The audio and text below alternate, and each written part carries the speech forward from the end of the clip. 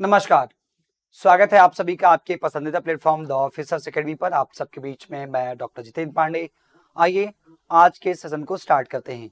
आप सब जानते हैं कि सामान्यतः दिन के 2 बजे हमारी क्लास होती है जिसमें हम बात करते हैं बिहार शिक्षक भर्ती 4.0 के लिए हिंदी की विषय वस्तु की हम चर्चा करते हैं।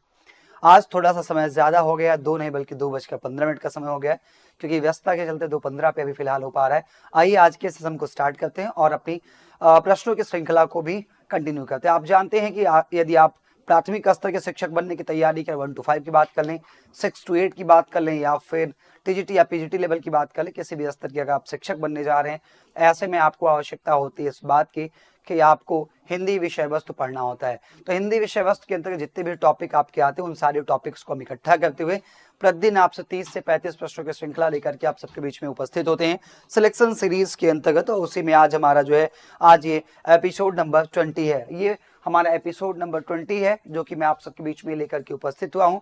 आइए आज के सदन की शुरुआत करें। इससे पहले आपको बता दें कि बिहार शिक्षक भर्ती 4.0 के लिए अगर आप ऑफलाइन कक्षाएं चाहते हैं तो आपके पास ये अंतिम मौका इस प्रकार से, क्योंकि संस्था इसके बाद अब कोई और ऑफलाइन बैच संचालित करने नहीं जा रही है। ये बैच हमारा 20 जनवरी से आरंभ हुआ है, सुबह 7 बजे से लेकर के और 1 बजे तक, दोपहर 1 बजे तक, सुबह के 7 बजे से लेकर दोपहर 1 बजे तक ऑफलाइन कक्षाएं चल रही हैं। इसमें आप सभी का बहुत बहुत स्वागत है। अगर आप भी प्रवेश लेना चाहते हैं तो दिए गए नंबर 9341644295 पे आप संपर्क कर लीजिए और बाकी जानकारी वहां से आप प्राप्त कर सकते हैं। आइए प्रश्न संख्या 1 से आज की शुरुआत करते हैं। कहां से करते हैं? प्रश्न संख्या 1 से आज की शुरुआत करते हैं। 1 नंबर प्रश्न कह रहा है कि स्वर ध्वनि के प्रकार कितने हैं। क्या आपसे पूछा जा रहा है? आपसे पूछा जा रहा है कि स्वर ध्वनि के प्रकार कितने हैं। आप देखिए जरा, स्वर ध्वनि के प्रकार के विषय में बात किया जाए तो यहाँ पर जो दिया गया है आपका स्वर ध्वनि के प्रकार पूछा गया है। तो भैया पहले तो जान लो कि स्वर होता क्या है। तो स्वर वे ध्वनियां होती हैं हिंदी वर्णमाला की ऐसी ध्वनियां जिनका स्वतंत्र उच्चारण किया जा सकता है। ठीक है, हाँ याद कर लीजिए, जिनका स्वतंत्र उच्चारण किया जा सकता है। हिंदी वर्णमाला की ऐसी ध्वनियां जिनका स्वतंत्र उच्चारण किया जा सकता है। हिंदी वर्णमाला की ऐसी ध्वनियां जिनका स्वतंत्र उच्चारण किया जा सकता है, वे आपके क्या कह रहे हैं? जिनका स्वतंत्र उच्चारण किया जा सकता है, ऐसी ध्वनियों को हम क्या कहते हैं? स्वर ध्वनियां कहते हैं। अब बात करें अगर स्वर ध्वनियों के अगर विभाजन की बात करें तो ध्यान रखिएगा, स्वर ध्वनियां जो है ना, ये जो विभाजन आपको दिख रहा है ये मात्रा के आधार पर दिख रहा है। किस आधार पर? ये जो स्वर ध्वनियां आपको दिख रही हैं ये मात्रा के आधार पर दिख रही हैं। ये भी आपको ध्यान रखना है कि मात्रा का मतलब क्या होता है। तो मात्रा का अर्थ निकलता है समय। क्या? समय। अब कोई आपसे पूछे कि हिंदी व्याकरण में मात्रा क्या होता है, तो याद रखिएगा हिंदी व्याकरण में मात्रा का मतलब होता है कि किसी ध्वनि के उच्चारण में जो लगने वाला कुल समय होता है ना, किसी ध्वनि के उच्चारण में लगने वाले कुल समय को हम क्या कहते हैं? कुल समय को हम मात्रा कहते हैं। अब मात्रा के आधार पर हम विभाजन करेंगे तो मात्रा के आधार पर स्वरों के कुल 3 प्रकार होते हैं। कितने प्रकार होते हैं? स्वरों के कुल 3 प्रकार होते हैं। एक आपका मूल स्वर कहलाता है, या जिसको हम ह्रस्व या लघु भी कहते हैं। क्या कहते हैं? ह्रस्व या लघु भी कहते हैं। एक हमारा ये होता है। दूसरा हमारा क्या होता है? दूसरा हमारा दीर्घ स्वर होता है। क्या होता है? दीर्घ होता है। और तीसरा हमारा क्या होता है? तीसरा हमारा प्लुत स्वर होता है। तो भैया उस आधार पर दीर्घ, प्लुत और ह्रस्व तीनों हो जाएंगे।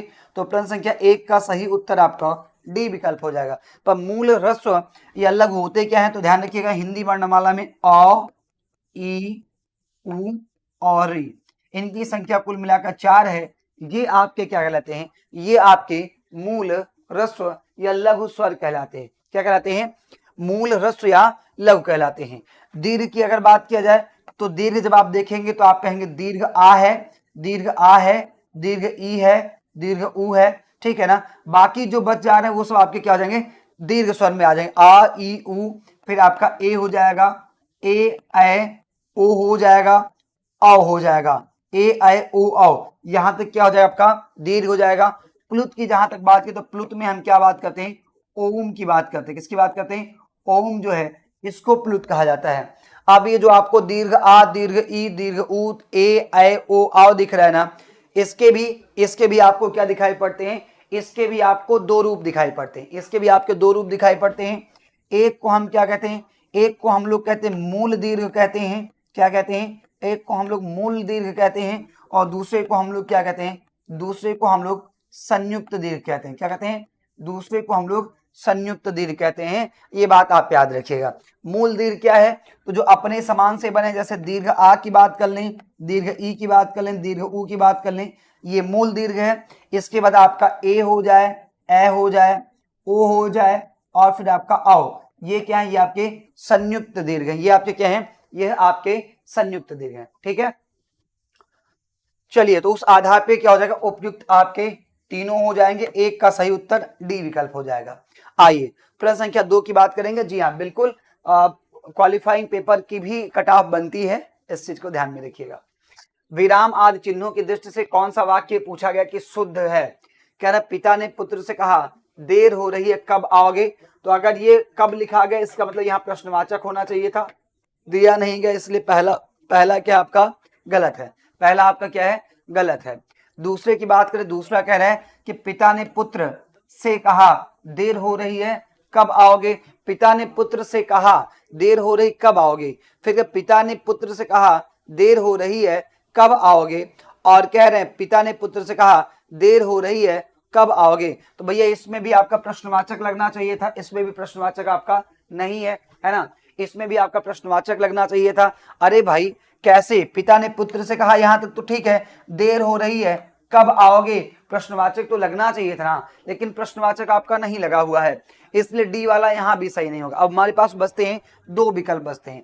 कह रहा पिता ने पुत्र से कहा देर हो रही है कब आओगे, पिता ने पुत्र से कहा, पिता ने पुत्र से कहा देर हो रही है कब आओगे। अब भैया बचता आपके पास क्या है, बचता है आपके पास सी विकल्प बचता है। क्या बचता है आपके पास, विकल्प संख्या सी बचता है, यही आपका सही उत्तर हो जाए। क्यों ऐसा मैं कह रहा हूं कि पिता ने पुत्र से कहा, ये जो इन्होंने अल्प विराम लगाया है, अल्प विराम को यहां पर से कहा पर लगना चाहिए था, ठीक है, से कहा पर, और यहां से आपको इन्वर्टेड कामा में इसको स्टार्ट करना चाहिए था। बहरहाल यहां पे आपका सही उत्तर 2 नंबर क्या हो जाएगा, 2 नंबर का सी विकल्प हो जाएगा। क्या हो जाएगा, 2 नंबर का सही उत्तर आपका सी विकल्प हो जाएगा। सभी लोग वीडियो को एक बार लाइक कर लीजिए और शेयर कर लीजिए। क्या कर लीजिए, वीडियो को लाइक करते हुए सभी लोग शेयर कर लीजिए। अगले प्रश्न की बात करते हैं। 3 नंबर प्रश्न कह रहा है कि आपको बताना है शुद्ध वर्तनी बताना है। 3 नंबर प्रश्न में आपको शुद्ध वर्तनी बताना है। क्या करना है, आपने शुद्ध वर्तनी बताना है। ये लिखा है शमशान, ये भी शमशान, ये भी शमशान, ये भी शमशान, लिखा गया शमशान पर 4 अलग अलग प्रकार से लिखा गया है।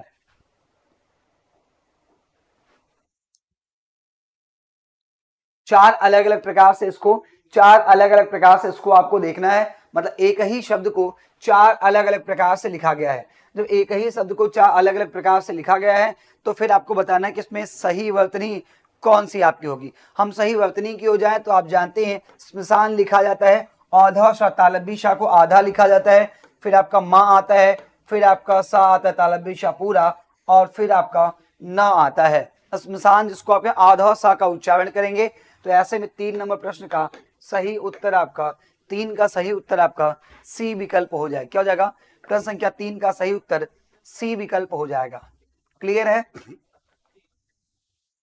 ठीक है, शमशान नहीं होता, आधा सा वहां पे होता है, तालबी शाह में आधा होता है। ठीक है भाई, चलिए अगले प्रश्न की बात करेंगे। अगला हमारा जो प्रश्न है 4 नंबर, गीतांजलि का सही संधि विच्छेद क्या होगा। गीतांजलि का सही संधि विच्छेद क्या होगा, बताइए। प्रश्न संख्या 4 का उत्तर बताना है, 4 का सही उत्तर बताना है आपको। 4 नंबर का सही उत्तर आपको बताना है। क्या बताना है कि गीतांजलि का सही संधि विच्छेद क्या होगा। तो क्या है ना, गीता प्लस अन्य, गीत प्लस जली, गीतांग प्लस अंजलि, गीत प्लस अंजलि, बताइए।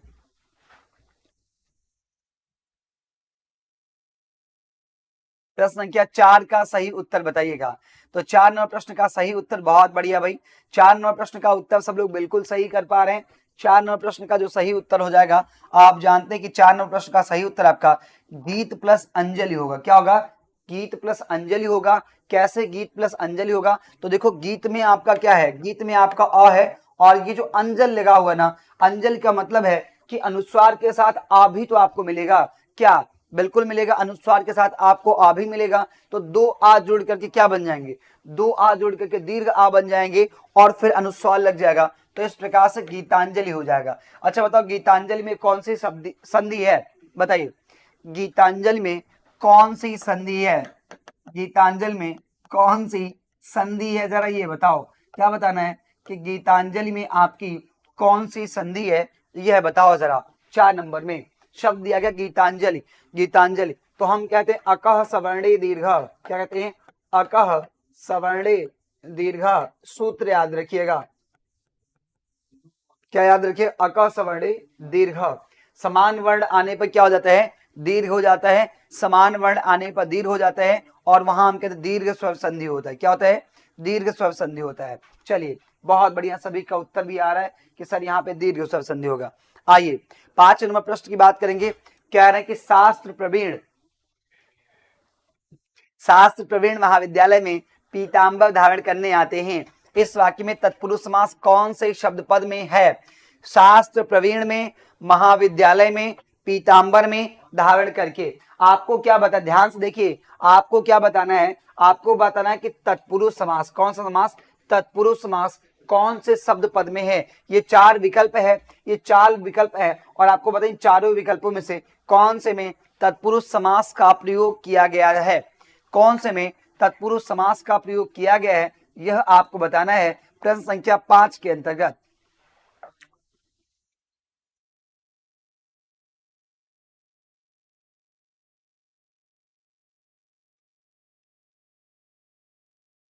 अच्छा, सब लोग कह रहे थे 5 नंबर का सही, सी विकल्प सही होगा। मेरे बच्चों मेहनत पे पानी काहे फेर रहे हो, है ना, मेहनत पे पानी काहे फेर रहे हो आप लोग। सी में आपको तत्पुरुष समास दिख रहा है, किसने पढ़ाया, मैंने तो कभी गलती से नहीं पढ़ा दिया ना आप लोगों को, बताओ जरा, मैंने तो कभी गलती से नहीं पढ़ा दिया था, मुझे नहीं लगता कि मैंने कभी गलती से आपको पढ़ाया होगा कि सी में या पीतांबर में तत्पुरुष समास है। फिर ऐसा नहीं करो बाबू, ऐसा नहीं करते ना, गलत बात है। पीतांबर में देखो, पीतांबर में ये बात सही है कि लेकर समास को लेकर विवाद है, लेकिन पीतांबर में जिस समास को लेकर विवाद है वो या तो कर्मधारय का है, या तो कर्मधारय का है, या फिर जो है आपका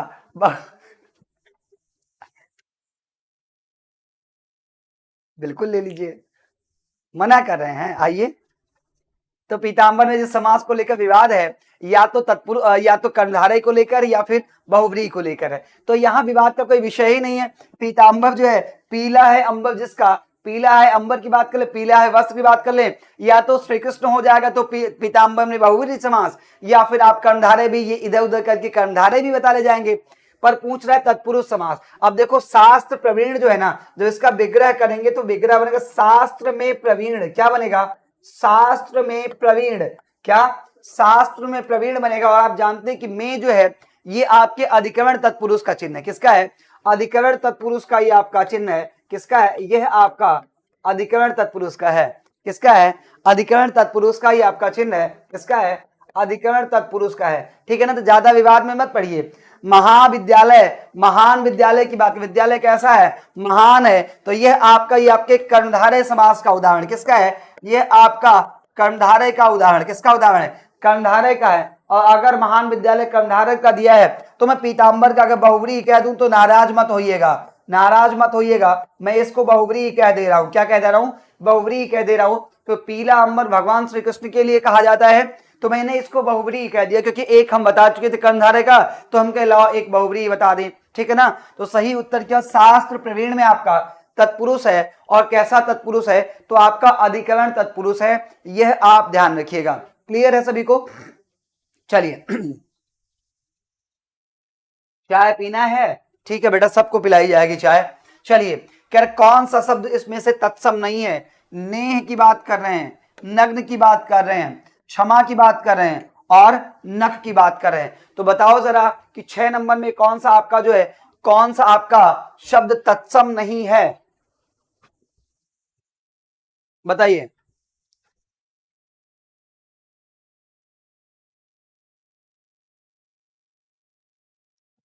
बताइए 6 नंबर प्रश्न का सही उत्तर क्या होगा कि कौन सा शब्द आपका जो है ना, कौन सा शब्द इसमें से आपका तत्सम नहीं है।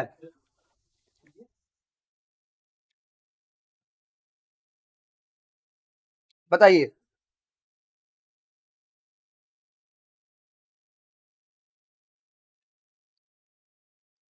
चलिए ए से शुरू करेंगे और कह रहे हैं कि नेह कैसा शब्द है, तत्सम या तद्भव?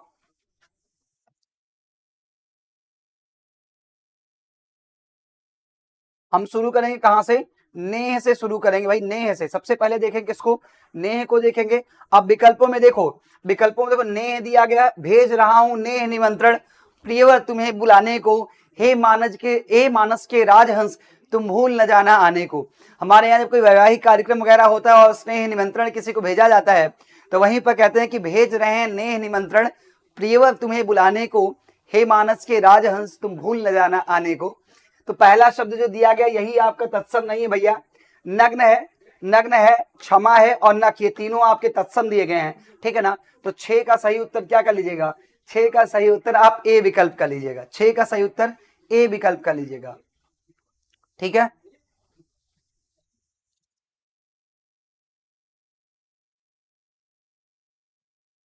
चलिए अगले प्रश्न की बात करते हैं। नख का नाखून होता है भाई, नख तो ऑलरेडी तत्सम साफ साफ दिख रहा है। नख का मतलब क्या? नख का मतलब नाखून होता है, और नाखून क्या? नाखून आपका तद्भव, नख तो आपका तत्सम ही है। जो बच्चे डी विकल्प कर रहे थे उनके लिए मैंने बता दिया कि देखो नख तो ऑलरेडी तत्सम है, साफ साफ दिख रहा है, क्योंकि नख का क्या होता है? नाखून होता है। नेह का स्नेह हो जाएगा, नेह का क्या हो जाएगा? स्नेह हो जाएगा, ठीक। आइए, अधिकृत शब्द का विलोम क्या है? अधिकृत शब्द का मतलब विलोम आपको बताना है। कह रहे अनाधिकृत है, अनधिकृत है या अनाधिकारिक है या प्राधिकृत है? बताइए, अधिकृत का विलोम बताना है।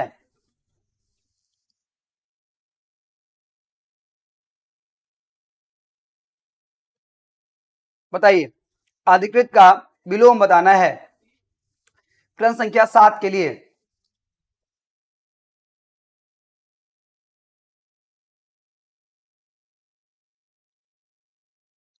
ठीक है, तो अधिकृत का मतलब जिसको आप कहते हैं भाई, जिसको जिसको कार्य करने का जिम्मा दिया जाए, जिसको कार्य करने के राइट्स दिए जाए, वो आपका अधिकृत होता है। जैसे ये काम का जिम्मा आपको सौंपा गया तो कहेंगे भाई ये आपको अधिकृत किया गया है, ये काम आपको करना है। इसका विलोम आपका अनाधिकृत हो जाएगा। क्या हो जाएगा? अनाधिकृत हो जाएगा। तो 7 का भी सही उत्तर आपका ए विकल्प हो जाएगा। क्या हो जाएगा? 7 का सही उत्तर आपका ए विकल्प हो जाएगा। जिन भी बच्चों का ए उत्तर आ रहा है उनका जवाब क्या? उनका जवाब बिल्कुल सही है। 7 का सही उत्तर आपका ए विकल्प हो जाएगा। आगे बढ़ते हैं। 8 नंबर, निम्नलिखित में से कौन सा शब्द कुशल का पर्यायवाची नहीं होगा? कुशल का कौन सा शब्द आपका पर्यायवाची नहीं होगा, यह पूछ रहे हैं। दक्ष की बात करें, अक्ष की बात करें, निपुण की बात करें, प्रवीण की बात करें। तो दक्ष का मतलब भी क्या होता है? दक्ष का मतलब कुशल होता है। अक्ष का मतलब धुरी होता है। अक्ष का मतलब क्या होता है? धुरी होता है, बेस होता है। अक्ष का मतलब क्या होता है? धुरी होता है या बेस होता है। फिर क्या? निपुण का मतलब भी आपका कुशल कहलाएगा। निपुण का मतलब भी कुशल। प्रवीण का मतलब भी आपका कुशल कहलाएगा। इसका मतलब है कि 8 नंबर प्रश्न जो दिया गया ना, इसका सही उत्तर आपका बी विकल्प हो जाएगा। क्या हो जाएगा? 8 नंबर प्रश्न का सही उत्तर आपका बी विकल्प हो जाएगा। भाई सभी लोग एक बार वीडियो को शेयर कर लीजिए। सभी लोग एक बार वीडियो को क्या कर लीजिए? शेयर कर लीजिए, है ना। आज उपस्थिति आप लोगों की कम है, थोड़ा सा वीडियो को शेयर कर लीजिए और लाइक भी कर लीजिए जिन लोगों ने नहीं किया है। आइए अगले प्रश्न की बात करते हैं। प्रश्न संख्या 9 पे चलते हैं। 9 नंबर प्रश्न पे चलते हैं। जंगल में लगने वाली आग को क्या कहते हैं? जंगल में लगने वाली आग को हम क्या कहते हैं? जरा बताओ तो। वनाग्नि कहते हैं, दावानल कहते हैं, जठराग्नि कहते हैं, बड़वा नल कहते हैं। ये आपको बताना है कि जंगल में लगने वाली आग क्या कहलाती है, ठीक है ना। तो देखो वनाग्नि को मैं गलत काट दे रहा हूं, कंपटीशन से बाहर कर दे रहा हूं, लेकिन काफी सारे बच्चों को ही भ्रमित कर देगा। वन में लगने वाली आग को जो है वनाग्नि नहीं कहते हैं। वन और जंगल दोनों बात एक ही है, उसके लिए विशेष शब्द का प्रयोग किया जाता है। तो ध्यान रखिएगा, जंगल में लगने वाली जो आग होती है वो आपकी दावानल कहलाती। क्या कहलाती है? वह आपकी दावानल कहलाती। जंगल में लगने वाली आग, जंगल में लगने वाली जो आग होती है, जंगल में लगने वाली आग को हम क्या कहते हैं? जंगल में लगने वाली आग को हम लोग दावानल कहते हैं। जठराग्नि क्या होता है? पेट में लगने वाली आग होती है। पेट में लगने वाली आग, अब वो क्या कहलाएगी, वो जो पेट में लगने वाली आग है वो आपकी जठराग्नि कहलाएगी। आप कहेंगे सर पेट में कैसे आग लगती है, बहुत तेज भूख लग जाने का मतलब कि पेट में क्या लगना, पेट में आग लग जाना। बहुत तेज भूख लगने का मतलब कि पेट में आग लग जाना, वो आपका क्या कहलाएगा, वो आपका जठराग्नि कहलाएगा।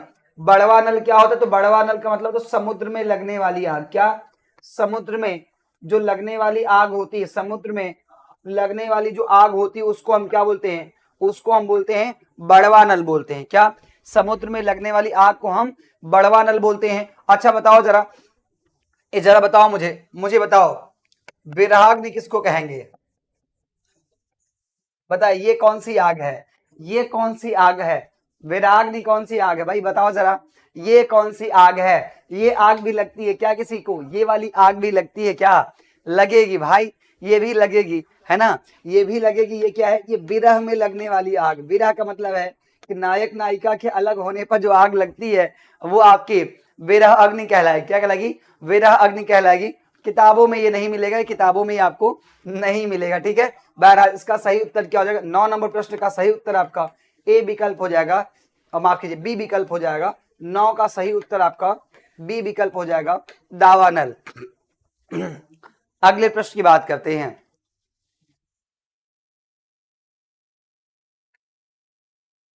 इससे पहले कि आगे बढ़े, इससे पहले आगे बढ़े, बिहार शिक्षक भर्ती 4.0 की बात कर ले।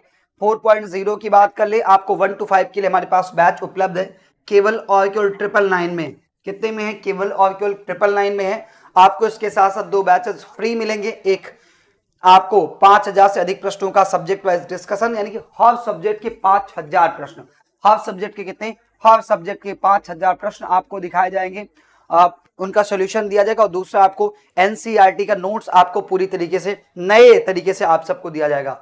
बात करें कौन सा शब्द द्विज का अनेकार्थी नहीं है, कह रहे इसमें से कौन सा शब्द द्विज का अनेकार्थी नहीं है, तो देखो कह रहे चंद्रमा, क्या कह रहे हैं, चंद्रमा और पक्षी और दांत और सिंह। तो द्विज का मतलब होता है 2 बार जन्म लेने वाला। इसका मतलब क्या होता है, 2 बार जन्म लेने वाला।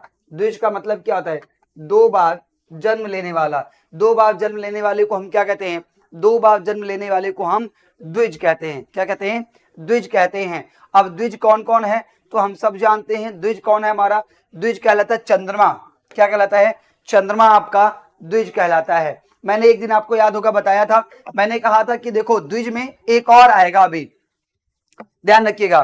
चंद्रमा को द्विज कहते हैं, 2 बार जन्म लेता है। 2 बार जन्म लेने का मतलब है कि इसकी जो कलाएं हैं उन कलाओं के आधार पर हम कहते हैं एक शुक्ल पक्ष होता है, एक आपका कृष्ण पक्ष होता है। एक शुक्ल पक्ष एक कृष्ण पक्ष, तो छोटा छोटा पहले निकलता है, फिर धीरे धीरे बड़ा होते चला जाता है। उसके बाद फिर अगला पक्ष आता है तो फिर छोटा, फिर धीरे धीरे बड़ा होने लगता है ना। तो इस प्रकार से कहते हैं कि इसका 2 बार जन्म होता है। पक्षी का भी 2 बार जन्म होता है, एक बार अंडे के रूप में और एक बार फिर बच्चे के रूप में, 2 बार इसका भी जन्म। दांत हमारे 2 बार निकलते हैं, एक अस्थायी दांत निकलता है, फिर इसके बाद क्या निकलता है, इसके बाद स्थायी दांत निकलता है। और ध्यान रखिएगा ब्राह्मण जो है ना, ब्राह्मण को भी द्विज कहा जाता है। किसको, ब्राह्मण को भी द्विज कहा जाता है, याद रखिएगा। अगर द्विज नहीं कहते तो सिंह को नहीं कहते हैं। इसका मतलब 10 का सही उत्तर आपका डी विकल्प हो जाएगा। 10 का सही उत्तर क्या हो जाएगा, डी विकल्प हो जाएगा। ब्राह्मण को भी द्विज कहा जाता है। ब्राह्मण हो जाए, पक्षी हो जाए, दांत हो जाए और चंद्रमा हो जाए, इन सभी को द्विज कहा जाता है। ठीक, आगे बढ़ते हैं, अगले प्रश्न की बात करते हैं। 11वें नंबर प्रश्न की ओर आते हैं। 11 नंबर प्रश्न कह रहा है विचित्र के 3 समानार्थी शब्द दिए गए हैं, एक शब्द समानार्थी नहीं है, उस शब्द का चयन करें जो विचित्र का समानार्थी नहीं है। मतलब ये एक शब्द है विचित्र, कह रहे एक शब्द है विचित्र और उस विचित्र के क्या दिए गए हैं, उस विचित्र के 3 समानार्थी दिए गए हैं, यानी कि 3 और शब्द ऐसे दिए गए हैं जो वही अर्थ देते हैं जो आपको कौन देता है, ये वही अर्थ देते हैं जो आपको विचित्र देता है। क्या है उसमें से, कह रहे हैं विलक्षण, अनूठा, रहस्यमय और भिन्न। अब आपको बताना है कि 11 नंबर प्रश्न का सही उत्तर क्या हो जाएगा। 11 नंबर प्रश्न का सही उत्तर क्या हो जाएगा, आपको यह बताना है, ठीक है ना। क्या बताना है, 11 नंबर प्रश्न का सही उत्तर आपको बताना है। जो इस विचित्र, विचित्र किसको कहते हैं भाई, जो चीजें विलक्षण होती है ना, विलक्षण होती हैं, अपने आप में अद्वितीय होती है, वही क्या कहलाती है, विचित्र कहलाती हैं। अनूठा होगा, अगर कुछ अनूठा होगा तो वह भी क्या कहलाएगा, विचित्र कहलाएगा। फिर कह रहे हैं भिन्न, भिन्न का मतलब बाकी लोगों से क्या है, बाकी लोगों से अलग है। बाकी लोगों से अलग है, ये तीनों उसी के अर्थ को देते हैं। अब ध्यान रखिए यहाँ पर जो रहस्यमय है ना, रहस्यमय जो है, रहस्यमय का मतलब विचित्र नहीं होता है। 11 का उत्तर सी करना था आपको। क्या करना था? 11 का उत्तर सी करना था।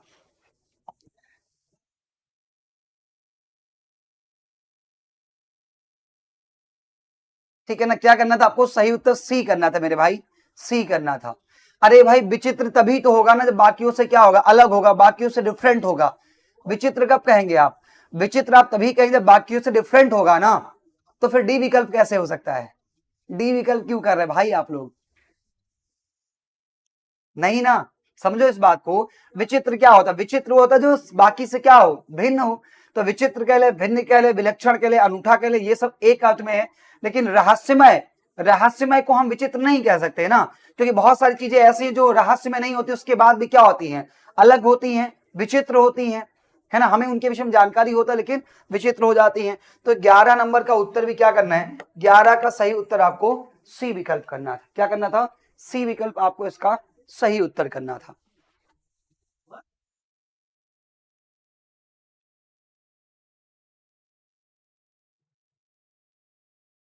12 नंबर कह रहा है कि दिए गए विकल्पों में से कृतज्ञ का अर्थ दर्शाता है। कृतज्ञ का अर्थ आपको बताना है। कह रहे किसी का धन, एहसान फरामोश, एहसानमंद और कृतज्ञ। बताइए कृतज्ञ किसको कहते हैं? कृतज्ञ किसको कहते हैं ये आपको बताना है। देखो एक क्या होता है? एक शब्द होता है आपका कृतज्ञ। एक क्या होता है? एक आपका होता है कृतज्ञ होता है। और एक होता है क्या? एक आपका कृतज्ञ होता है। एक क्या होता है? एक आपका कृतज्ञ होता है। अब ध्यान रखिए कृतज्ञ क्या होता है और कृतज्ञ क्या होता है, ध्यान रखिएगा। तो जो एहसानमंद होता है, ध्यान रखिए, किए गए एहसान को मानने वाला, ध्यान रखिएगा, किए गए एहसान को मानने वाला, किए गए एहसान को, किए गए एहसान को मानने वाला क्या कहलाता है? तो किए गए एहसान को मानने वाला जो होता है वो आपका कृतज्ञ कहलाता है। एहसान को मानने वाला जो होता है ना, किए गए एहसान को जो मानने वाला होता है वह आपका क्या कहलाएगा? वह आपका कृतज्ञ कहलाएगा। क्या कहलाएगा? कृतज्ञ कहलाएगा। ठीक है। और कृतज्ञ वो होता है, कृतज्ञ वो होता है जो किए गए एहसास को, किए गए एहसान को, किए गए एहसान को नहीं मानता है। किए गए एहसान को ना मानने वाला, किए गए एहसान को ना मानने वाला अगर कोई है, अगर वो एहसान को नहीं मानता है तो उसको हम क्या कहेंगे? उसको हम कृतज्ञ कहते हैं। तो वही कह रहे दिए गए विकल्पों में से कृतज्ञ का अर्थ दर्शाता सही कौन सा विकल्प है? तो एहसानमंद। अगर कोई एहसानमंद है तो क्या कहलाएगा? एहसानमंद को कृतज्ञ कहते हैं। क्या कहते हैं? कृतज्ञ कहते हैं। एहसान फरामोश जो होते हैं वो कृतज्ञ कहलाते हैं। तो 12 नंबर प्रश्न का सही उत्तर आपका बी विकल्प हो जाएगा भैया। 12 का सही उत्तर बी विकल्प होगा। आप लोग पता नहीं कहां कहां आज घूम रहे हैं, है ना। आप चारों विकल्पों को घूम फिर के फिर आते हैं। क्या हो गया आज आप लोगों को कि आप चारों विकल्पों पे घूम रहे हैं? इतना भी कोई कठिन प्रश्न नहीं है आज, औसत दर्जे के ही प्रश्न हैं, फिर भी आप लोग गलती किए जा रहे हैं।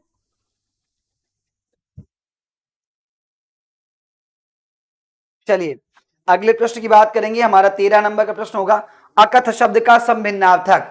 अकथ का समभिन्नार्थक बताना है। खटास होता है, बदनामी होता है, जिसके बारे में कहा ना जा सके, लोहा। बताइए 13 नंबर प्रश्न का सही उत्तर बताइएगा। प्रश्न संख्या 13 का सही उत्तर बताइए। अकथ क्या होता है? तो कथ का मतलब होता है, कथ का मतलब होता है, कथ का मतलब होता है कहा गया। ध्यान रखिए कथ का मतलब क्या होता है? कहा गया। कहा गया, जो कहा गया हो वो क्या कहलाएगा? वो कथ कहलाएगा। और जो कहा नहीं गया हो वो क्या कहलाएगा? वह आपका अकथ कहलाएगा। वो आपका क्या कहलाएगा? वह आपका अकथ कहलाएगा। इस बात को ध्यान रखिए, क्या कहलाएगा? वह आपका अकथ कहलाएगा। ठीक है। तो अकथ का अर्थ पूछा गया है तो याद रखिए अकथ का मतलब जिसके बारे में कहा ना जा सके, जिसके बारे में कहा ना जा सके वह आपका क्या कहलाएगा? अकथ कहलाएगा। ऐसे में 13 नंबर प्रश्न का सही उत्तर, 13 नंबर प्रश्न का सही उत्तर सी विकल्प हो जाएगा। क्या हो जाएगा? 13 का सही उत्तर सी विकल्प आपका हो जाएगा। आगे बढ़ते हैं और 14 नंबर प्रश्न की बात करते हैं। गुड़ गोबर कर देना। एक क्या दिया गया? एक आपको मुहावरा दिया गया। क्या दिया गया है? मुहावरा दिया गया है। मुहावरा है क्या? गुड़ गोबर कर देना, कोई बखेड़ा खड़ा करना, गायब कर देना, बना बनाया काम बिगाड़ देना, अपनी हानि करके मौज उड़ाना। तो भैया गुड़ गोबर करने का मतलब होता है, गुड़ गोबर करने का मतलब ये होता है कि बना बनाया काम क्या कर दिया? 14 नंबर प्रश्न का उत्तर करेंगे कि गुड़ गोबर का अर्थ क्या होता है। बताइए, आसान सा प्रश्न है और मुझे लगता है कि सभी लोग इसका उत्तर कर ले जाएंगे। बिल्कुल 14 नंबर प्रश्न का सही उत्तर हो जाएगा बना बनाया काम क्या कर देना, बना बनाया काम बिगाड़ देना। 14 का सही उत्तर आपका सी विकल्प हो जाएगा। क्या हो जाएगा? 14 का सही उत्तर आपका सी विकल्प हो जाएगा, बना बनाया काम बिगाड़ देना। आइए 15 की बात करें, संज्ञाओं के साथ आने वाली विभक्तियों को क्या कहा जाता है? संलिष्ट कहते हैं, विसलिष्ट कहते हैं, श्लिष्ट कहते हैं, या उपयुक्त में से कोई नहीं। 15 नंबर प्रश्न का उत्तर करना है, आपको बताना है कि संज्ञाओं के साथ आने वाली विभक्तियों को क्या कहा जाता है। तो संज्ञाओं के साथ आने वाली जो विभक्तियां होती हैं, संज्ञाओं के साथ जो आने वाली विभक्तियां होती हैं उनको हम क्या कहते हैं, ये आपको कमेंट करके बताना है। इससे पहले आप सब लोग एक बार वीडियो को लाइक कर लीजिए। क्या कर लीजिए? इससे पहले आप सब लोग वीडियो को लाइक कर लीजिए और बताइए, वीडियो को एक बार लाइक कर लीजिए। वीडियो को लाइक कीजिए, अगले प्रश्न पर आएंगे, पहले इसका उत्तर कर लेते हैं। तो ये संज्ञाओं के साथ जो विभक्तियों का प्रयोग किया था ना, वो आपकी विसलिष्ट कहलाती है। क्या कहलाती है? वे आपके विसलिष्ट कहलाती है, ध्यान रखिएगा। तो 15 नंबर प्रश्न का सही उत्तर आपका बी विकल्प हो जाएगा। 16 नंबर की ओर आए तो क्या, उसने पत्र लिखा, रेखांकित शब्द का सर्वनाम भेद बताइए। तो जाहिर सी बात है उसने को ही रेखांकित किया गया होगा। कह रहे हैं उसने पत्र लिखा, क्या कह रहे हैं? कह रहे उसने पत्र लिखा। अब इसे क्या करना है, उसने को रेखांकित कर दिया गया है और कह रहे हैं कि इसका सर्वनाम भेद आपको बताना है। तो आप जानते हैं सर्वनाम वो होते हैं, सर्वनाम होता है संज्ञा का प्रतिनिधि होता है। क्या होता है? संज्ञा का प्रतिनिधि होता है। अर्थात ये तो जो संज्ञा के स्थान पर प्रयोग किया जाए वो आपका क्या कहलाता है? सर्वनाम। आपका निजवाचक है, पुरुषवाचक है। कैसा है? निजवाचक है, पुरुषवाचक है। यह आपको बताना 16 नंबर प्रश्न के अंतर्गत आपको बताना कि निजवाचक है, पुरुषवाचक है, निश्चयवाचक है या संबंधवाचक है। तो हम सब जानते हैं कि सर्वनाम के अंतर्गत देखेंगे तो ये जो दिया गया उसने पत्र लिखा, उसने जो है ना, यह पुरुषवाचक में आ जाएगा। किसमें आएगा? यह आपका पुरुषवाचक सर्वनाम के अंतर्गत आ जाएगा। और जब ये आपका पुरुषवाचक सर्वनाम के अंतर्गत आ जाएगा, ऐसे में 16 नंबर प्रश्न का सही उत्तर आपका बी विकल्प हो जाएगा। 16 का सही उत्तर क्या हो जाएगा? आपका बी विकल्प हो जाएगा। क्लियर है सभी को? बहुत बढ़िया। बात करते हैं अगले प्रश्न की। कह रहे कौन सा शब्द स्त्रीलिंग है? तो आप जानते हैं कि स्त्रीलिंग का मतलब है कि जिस शब्द से संज्ञा के जिस रूप से विषय वस्तु के मादा होने का बोध होता है या स्त्री होने का बोध होता है, वो हमारा स्त्रीलिंग कहलाता है। ध्यान रखें, संज्ञा के जिस रूप से या शब्द के जिस रूप से कह लीजिए, ऐसे ज्यादा बेहतर रहेगा कि शब्द के जिस रूप से उस विषय वस्तु के स्त्री होने का बोध होता है वो स्त्रीलिंग कहलाएगा। छाछ, तिल, काढ़ा, टेसू। बताएंगे कि 17 नंबर प्रश्न का सही उत्तर क्या हो जाएगा? 17 नंबर प्रश्न का सही उत्तर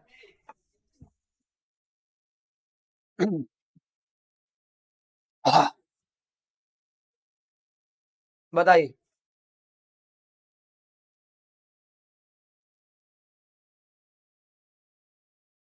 आपको स्त्रीलिंग शब्द बताना, क्या बताना था? स्त्रीलिंग शब्द बताना था। तो स्त्रीलिंग शब्द बताने में हमने आपसे कहा है कि जितने भी आपके द्रव्यवाचक संज्ञाएं होती हैं, अगर आपको याद हो ऑफलाइन क्लास में हमने नोट कराया है, अगर आपको याद होगा हमने कहा था जितनी भी द्रव्यवाचक संज्ञाएं होती हैं, याद कर लीजिए। मैंने कहा था कि जितनी भी द्रव्यवाचक संज्ञाएं होती हैं, ऑनलाइन क्लास में भी ऐप पर हमने बताया है, ऐप पे भी बताया है और ऑफलाइन क्लास में हमने ऐसे नोट कराया है कि जितनी भी द्रव्यवाचक संज्ञाएं होती हैं, द्रव्यवाचक संज्ञाएं क्या होती है? स्त्रीलिंग होती हैं। किसको छोड़ करके? घी और दही को छोड़ करके, है ना? याद हो आपको? तो हमने कहा था कि द्रव्यवाचक संज्ञाएं क्या होती है? द्रव्यवाचक संज्ञाएं आपका स्त्रीलिंग होती हैं। दही और घी को छोड़ करके, दही और घी को छोड़ करके, क्योंकि ये दोनों क्या, ये दोनों आपके अपवाद हैं। ये दोनों क्या है? ये दोनों आपके अपवाद है। कैसे अपवाद है? दही और घी आपका क्या है? दही और घी आपका पुल्लिंग है। बाकी जितनी भी द्रव्यवाचक संज्ञाएं होती हैं वो सब क्या होती हैं? स्त्रीलिंग होती हैं। तो इस नियम के आधार पे आपको जरा दिमाग नहीं लगाना था। छाछ क्या हो जाएगा? छाछ आपका स्त्रीलिंग हो जाएगा। तो 17 का सही उत्तर आपका ए विकल्प हो जाएगा। 17 का सही उत्तर आपका क्या हो जाएगा? ए विकल्प हो जाएगा। ठीक है, क्लियर? दही और घी आपका पुल्लिंग होता है, ये ध्यान रखिएगा। दही और घी आपका पुल्लिंग होता है। ठीक है, आइए अगले प्रश्न की बात करते हैं। 19 नंबर, क्योंकि 18 नंबर में आपको एरर था क्वेश्चन में, तो हमने उसको क्या कर दिया है? स्किप कर दिया। प्रश्न संख्या 18 में एरर है तो हमने उसको क्या कर दिया, स्किप कर दिया है। 19 नंबर पे आ जाते हैं। कानून सुनी बात पर यकीन मत करो, रेखांकित पद का कारक बताइए। तो कानून सुनी बात पर को रेखांकित कर लीजिए, वैसे है नहीं लेकिन हमने रेखांकित कर दिया है। तो अगर कानून सुनी बात पर यकीन मत करो, रेखांकित पद का कारक बताना है, करता है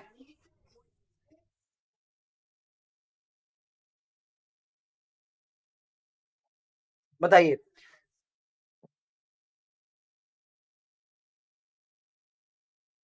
19 नंबर प्रश्न का उत्तर करेंगे सभी लोग। 19 नंबर प्रश्न का उत्तर करेंगे, किसका सही उत्तर क्या हो जाएगा।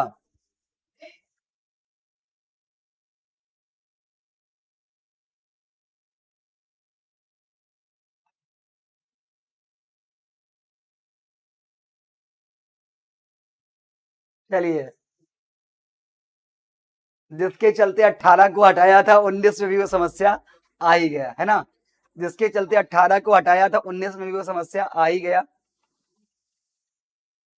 अगर हम पर को रेखांकित कर देंगे तो मामला बिगड़ जाएगा, है ना, क्योंकि पर में केवल कर्ण दिख रहा है तो मामला गड़बड़ा जाएगा। पर को हटा देते हैं, है ना, पर को हटा देते हैं, पर को हटा देते हैं, अपनी सुविधा के अनुसार कर लेंगे। देखो पर को अगर रेखांकित कर लोगे तो ध्यान रखना, पर को रेखांकित कर लोगे तब आपका अधिकरण हो जाएगा। क्या हो जाएगा, तब अधिकरण हो जाएगा। अब कानून सुनी को कर लो, क्या कर लो, कानून सुनी को रेखांकित कर लो तो कानून से सुनी हो जाएगा। इसका जब आप देखेंगे तो उसमें से आपको दिख रहा है, से आपको दिखेगा, पर ये तब कर्ण हो जाएगा। तब कर्ण बनाने के लिए हम पर को हटा के कानून सुनी को रेखांकित कर लेंगे। ठीक है, हाँ भाई, दोनों स्थितियां बन रही। पर को रेखांकित करेंगे तो अधिकरण आएगा, अधिकरण विकल्प में है नहीं, इसलिए कानून सुनी को रेखांकित कर लो। और कानून सुनी को रेखांकित करें तो आपका कर्ण कारक बन जाएगा। क्योंकि रेखांकित नहीं है इसलिए हमने क्या किया, रेखांकित नहीं है इस वजह से हमने क्या किया, मतलब पहले से रेखांकित नहीं था, इसलिए आपको अपनी सुविधा के अनुसार रेखांकित करने का पूरा पूरा अधिकार होता है। बहरहाल अब कानून सुनी को रेखांकित कर लेंगे तो इस आधार पे 19 का सही उत्तर आपका क्या हो जाएगा, 19 का सही उत्तर आपका सी विकल्प हो जाएगा। अगले प्रश्न की बात करते हैं, अगले प्रश्न की बात करते हैं 20 नंबर। इनमें से कौन सा शब्द विशेषण नहीं है। अच्छा, कुछ लोग सोच रहे हैं कि सर उसमें कहां से उत्पन्न हुआ, मतलब जैसे ये देखो कि से इसमें दिख नहीं रहा है।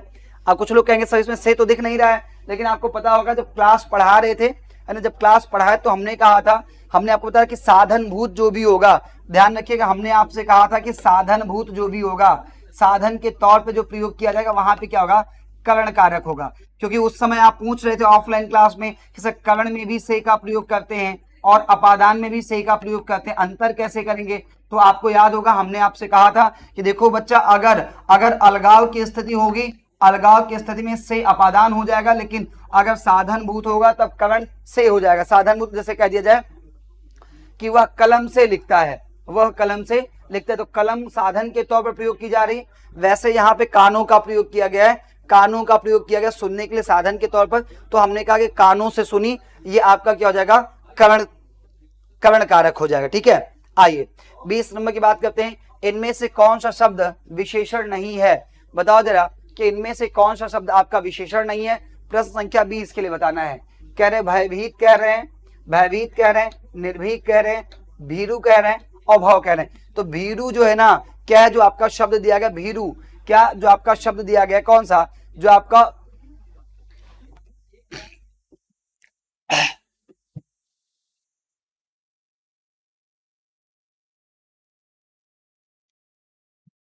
देखो, कुछ लोग कह रहे हैं सब भयभीत नहीं हो, कैसे नहीं होगा भैया, विशेषण तो वही होता है ना, विशेषण तो वही होता है जो संज्ञा सर्वनाम की विशेषता बताता है। क्या कहता है, संज्ञा या सर्वनाम की जो विशेषता बताता है वह आपका क्या कहलाता है, जो संज्ञा सर्वनाम की विशेषता बताता है वह आपका क्या कहलाता है, वह आपका कहलाता है विशेषण कहलाता है। तो भैया भयभीत तो जाहिर सी बात कोई जानवर होगा, कोई व्यक्ति होगा, है ना, कोई व्यक्ति कोई जानवर भयभीत होगा, तो कैसे वह आपका जो है ना, कैसे वह आपका विशेषण नहीं होगा, ये आपने कैसे कह दिया, है ना।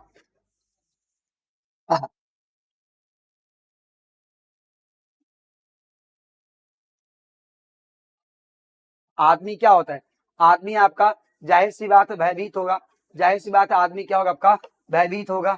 ठीक, अब यहाँ पे सही उत्तर आपका भीरू होगा। क्या होगा, भीरू आपका जो है ना, भीरू आपका होगा जो कि विशेषण नहीं है। ठीक है ना, भीरू आपका विशेषण नहीं है। 20 नंबर का सही उत्तर आप क्या कीजिए, 20 नंबर का सही उत्तर आप सी विकल्प कर दीजिएगा, 20 का सही उत्तर सी विकल्प कीजिएगा। इसके पहले कि आगे बढ़े, आप देखिए बिहार शिक्षापति 4.0 क्लास 6 to 8 के लिए हमारे पास जो कक्षाएं उपलब्ध है, पेड क्लास के अंतर्गत जो कक्षाएं उपलब्ध है उसमें हम जीएस पेपर को देखेंगे, उसके साथ एसएसटी, साइंस, मैथ, हिंदी और इंग्लिश की कक्षाएं भी हमारे पास अवेलेबल है, ठीक है ना। कोर्स के साथ 2 एडिशनल बैच भी आपको दिया जाएगा, एक आपको सब्जेक्ट वाइज 5000 प्रश्नों का डिस्कशन और दूसरा आपका 6 to 12 का एनसीईआरटी नए तरीके का दिया जाएगा। बात करें 21 नंबर, क्रिया चुननी है, मेरी बहन सविता हिंदी भाषा सीखती है। तो आप जानते हैं कि हमारी कह रहा है कि मेरी बहन क्या, मेरी बहन सविता हिंदी भाषा सीखती है। अब मेरी बहन सविता जब हिंदी भाषा सीखती है तो आप सोचिए यहाँ पर सीखना जो है ना, सीखना आपका क्रिया है, सीखना क्या आपका क्रिया है, और क्रिया आपसे पूछा गया था। तो आप बताइए 21 नंबर प्रश्न का सही उत्तर आपका सी विकल्प, 21 का सही उत्तर क्या हो जाएगा, सी विकल्प। भीरू भैया संज्ञा हो सकता है ना, भीरू क्या है, संज्ञा के तौर पर प्रयोग किया गया है, इसलिए हमने विशेषण नहीं कहा उसको, संज्ञा के तौर पर भीरू का प्रयोग किया था इसलिए हमने उसको विशेषण नहीं कहा। 21 नंबर प्रश्न का सही उत्तर आपका सी विकल्प है। आइए 22 नंबर की बात करते हैं, सुरेश गीत गा रहा था। अगर सुरेश गीत गा रहा था तो इसका मतलब ये तो तय है कि भूतकाल का है, क्या है, भूतकाल का, लेकिन भूतकाल में क्या है इसको स्पष्ट नहीं किया गया। तो क्या बताइएगा, सुरेश गीत गा रहा था, इसका क्या बताना है आपको, काल बताना है। अपूर्ण भूत है, पूर्ण भूत है, सामान्य भूत है, ये आसन्न भूत है। तो भैया सामान्य और आसन्न में ध्यान रखिएगा, जब भी सामान्य और आसन्न भूत होगा तो इसमें था का प्रयोग नहीं होगा, था का प्रयोग नहीं रहेगा। अगर था का प्रयोग है तो वह आपका या तो अपूर्ण भूत होगा या पूर्ण भूत होगा। अब ध्यान जैसे कह दिए वह गाना गा चुका था, अगर ऐसे लिखा जाता कि गाना गा चुका था तब तो आपका पूर्ण भूत हो जाता, लेकिन कह रहा गीत गा रहा था, इसका मतलब कंटिन्यूअस का बोध करा रहा है, और जब कंटिन्यूअस का बोध कराएगा तो 22 नंबर का सही उत्तर ए विकल्प हो जाएगा आपका अपूर्ण भूत हो जाएगा। क्या हो जाएगा, अपूर्ण भूत हो जाएगा। प्रश्न संख्या 22 के अंतर क्या हो जाएगा, अपूर्ण भूत हो जाएगा। क्लियर है सभी को, बताइए यहां तक क्लियर है सभी को। आइए एक दो प्रश्न और देख लेते हैं, एक दो प्रश्न हम लोग और देख लेते हैं। क्या क्रिया के जिस रूपांतर से वाक्यगत कर्ता की प्रधानता का बोध होता है उसे हम क्या कहते हैं। ध्यान दीजिए, क्या है क्रिया के जिस रूपांतर से वाक्यगत कर्ता की प्रधानता का बोध हो वह क्या कहलाता है। तो मैंने आपको बताया था कि वाच्य जो है ना, मैंने आपको बताया कि वाच्य जो है ये 3 प्रकार के होते। कितने प्रकार के, 3 प्रकार के होते। एक आपका कर्तवाच्य होता है, एक आपका कर्मवाच्य होता है और एक आपका भाववाच्य होता है। तो हमने यह भी कहा था कि जिसमें आपका कर्ता क्या हो, जिसमें कर्ता प्रधान हो वह आपका क्या बनता है, वह आपका कर्तवाच्य बनता है। साफ साफ आपसे कहा जा रहा है कि क्रिया के जिस रूपांतर से वाक्यगत कर्ता की प्रधानता का बोध हो वह क्या कहलाएगा।